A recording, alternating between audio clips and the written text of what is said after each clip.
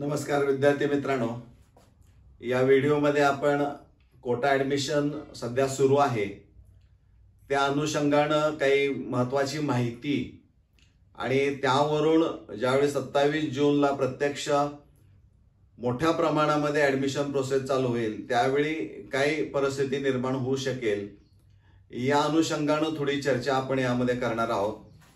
इथं कोटा ऍडमिशन सुरू झालेले आहेत, त्याचा कालावधी जो असणार आहे तो 12 जून ते 14 जून सायंकाळी 6 वाजेपर्यंत आहे।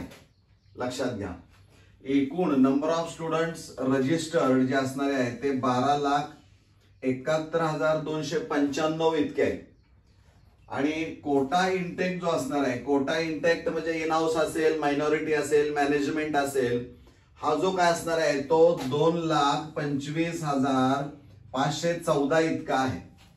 गंमत बघा, कोटा ऍडमिटेड म्हणजे काल प्रवेश सुरू झालेला आहे 12 तारखेला, कालच्या दिवसभरामध्ये संपूर्ण राज्यातून 9,087 विद्यार्थ्यांनीच फक्त प्रवेश घेतलेला दिसतोय।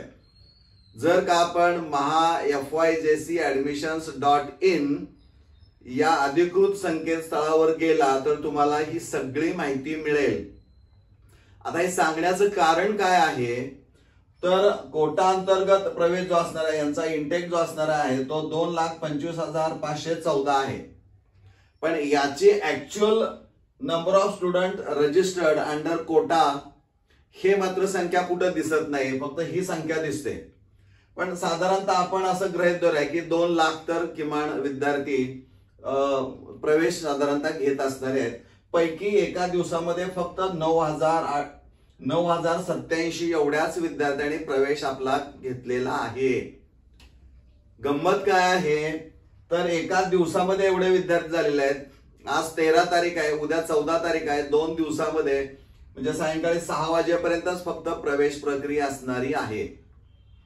आता विद्यार्थ्यांना मग याचा अर्थ असा आहे की फक्त 9,000 म्हणजे 10,000 सुद्धा नाहीये।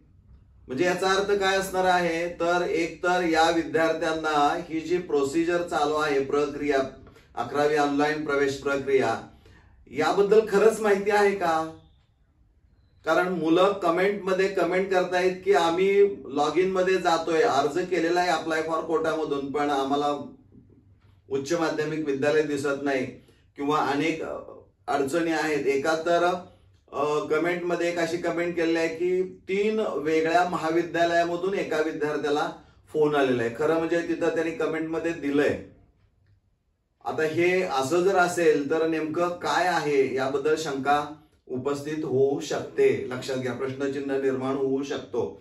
हे जर सत्य असेल तर कुठंतरी काहीतरी गडबड आहे म्हणायला काय हरकत नाही। म्हणजे हा जो वेग आहे तो कासव गतीचा आपल्याला वाटतोय आणि या गतीनं जर प्रवेश प्रक्रिया सुरू असेल प्रत्यक्ष ऍडमिशन देण्याची तर 14 तारखेला सायंकाळी 6 वाजेपर्यंत किती प्रवेश होतील आणि मग राहिलेल्या विद्यार्थ्यांचं काय करायचं हा मोठा प्रश्न आहे। म्हणजे हा फक्त 2 लाखाचा आपण विचार करतोय, बरोबर आहे। कारण त्याचा असं आहे की ऑफिस टाइम जे असणार आहे, कुठल्याही उच्च माध्यमिक विद्यालयामध्ये गेला असाल तर आपण एक अंदाज धरूया, सकाळी 11 ते सायंकाळी 6 वाजेपर्यंत धरूया आपण गृहीत, एवढ्या कालावधीमध्ये हे बाइंडिंग झालं। लक्षात घ्या, ऑफिस आवर्स मध्येच फक्त ऍडमिशन चालू असणारे आहेत।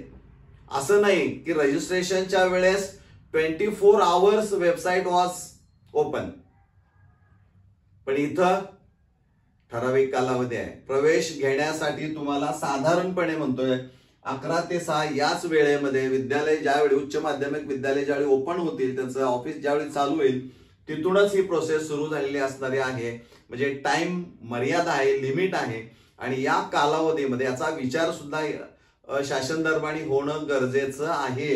एवढ्या कमी कालावधीमध्ये एवढे विद्यार्थी झाले तर 2 लाख विद्यार्थ्यांचं प्रत्यक्ष प्रवेश प्रक्रिया होण्यासाठी किती दिवस लागतील हा अंदाज बांधणं गरजेचं आहे। केवळ एवढ्या दिवसामध्ये पूर्ण करा कसं शक्य आहे आणि वेग वाढवून तरी तुम्ही किती वाढवणार आहात, तर ह्या गोष्टींचा विचार होणं गरजेचं आहे। इथं तफावत आपल्याला दिसते, या वेळेमध्ये प्रवेशच तुम्हाला घ्यावा लागणार आहे, त्याच्या अगोदर किंवा नंतर ते शक्य होणार नाही.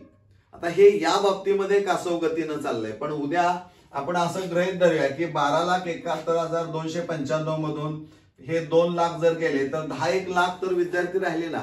हे 10 लाख विद्यार्थी कॅप राऊंड मधून बरं का ज्यावेळी येतील त्यावेळेस त्यांना फक्त 27 तारखेपासून ते 27 जून ते 3 जुलै 2025 पर्यंतच प्रवेश प्रक्रिया असणारी आहे.